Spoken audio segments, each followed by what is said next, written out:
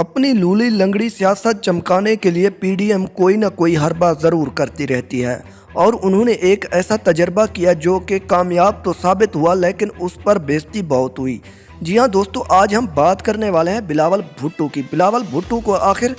India के वजीर ख़ारजा जयशंकर ने ज़ोरदार थप्पड़ क्यों मारा? ऐसा थप्पड़ जिसे कोई भी बर्दाश्त नहीं कर सकता। जैसे ही वो इंडिया के वजीर ख़ारजा से मिलने के लिए आगे बढ़ते हैं तो ना सिर्फ जयशंकर अपना हाथ मिलाता है बल्कि पीछे कर लेता है और हिंदुओं की तरह बिलावल से बर्ताव करता है। और इसके बरअक्स अगर बिलावल को देखें तो बिलावल के मुंह पर ही ये कह देता है कि पाकिस्तान एक दहशतगर्द है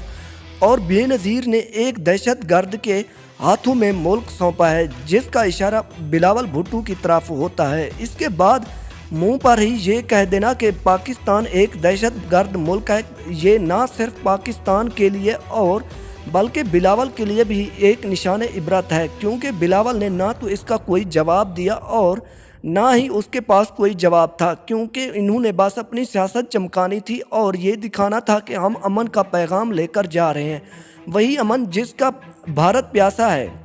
क्योंकि भारत ये चाहता है कि जितने भी पाकिस्तान के गद्दार